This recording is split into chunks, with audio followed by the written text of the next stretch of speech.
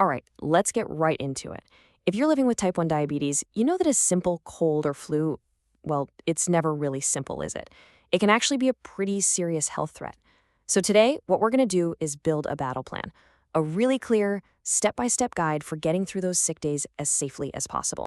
So it really all boils down to this one question. How can something so normal, like catching a cold, suddenly become a situation that could land you in the hospital? The answer, you'll see, is all about how your body reacts to being sick, and getting a handle on that is the absolute first step to staying in control. You know, the main danger we're trying to dodge here is something called diabetic ketoacidosis, or DKA. Honestly, you can think of it as the main villain of this story. It's a really serious condition that can pop up fast when you're sick, and our entire battle plan is designed to make sure it never even gets a chance to start. Okay, so let's get into the why. Why does being sick just completely throw your diabetes management into chaos? Well, it all comes down to your body's natural, hardwired stress response. So what happens is this critical chain reaction.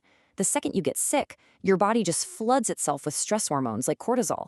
And these hormones, they do two things that are working directly against you. First, they dump a bunch of extra sugar into your bloodstream. And second, at the exact same time, they make your body more resistant to the insulin that's trying to clean it all up.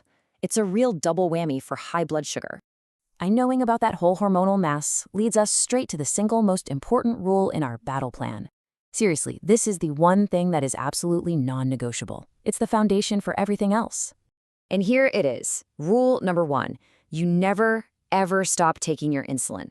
I'm going to say that again because it's so important. Even if you're not eating, even if you're throwing up, taking your insulin is not optional. It is your most critical weapon in this fight. So why is this rule so strict? Well, your body is desperate for that insulin to push back against all those stress hormones we just talked about. Without insulin, your cells are starving for energy and your body panics. It starts burning fat for fuel instead. That fat burning process releases these acids called ketones into your blood. And that, my friends, is the direct highway to DKA. Okay, so once we've got that golden rule locked in, the next phase is all about surveillance. You can't fight what you can't see, right? So you have to be constantly gathering intel on what is happening inside your body. And what that looks like is checking your blood sugar way more often than you normally would. We're talking every 2 to 4 hours, and yes, that includes through the night. This isn't about being obsessive, it's about being responsive.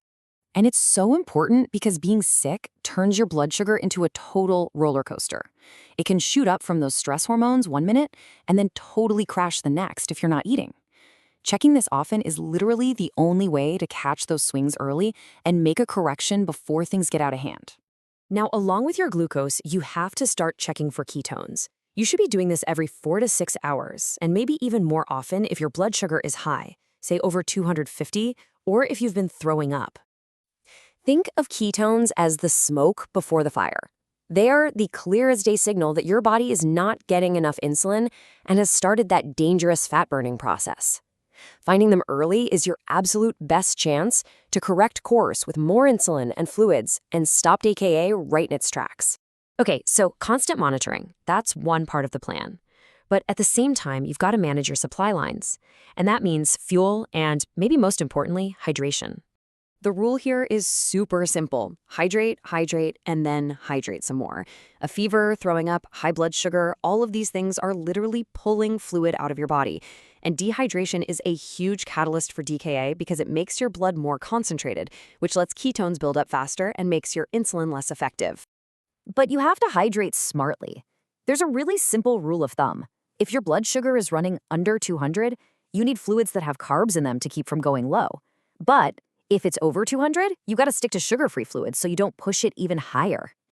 Now, this next one might sound a little weird, especially when your blood sugar is already high. But you still need to get some carbs into your system, particularly if you can't handle solid food. The goal is about 50 grams every 4 hours. Think simple things like juice, regular soda, or even popsicles. I know, you're probably thinking, why on earth would I add carbs if my sugar is already high? Well, there are 2 really critical reasons.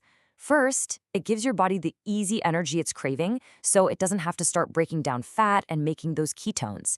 And second, it keeps you from going low from that basal insulin that's always working in the background. It's a really key defensive move. All right, so we've covered the active strategies, the things you do in the moment. But any good battle plan has a backup, right? This part is all about getting your emergency toolkit ready before you even feel that first sniffle. Honestly, the absolute last thing you want to do when you feel awful is run around the house looking for supplies. That's why having a pre-packed sick day kit is a total game changer. It just makes sure you have everything you need right when you need it. And here's what absolutely has to be in that kit.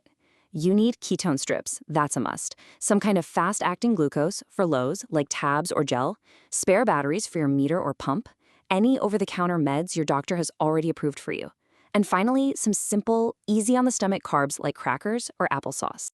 This last rule might just be the most important one of all. You have to know when it's time to call for reinforcements.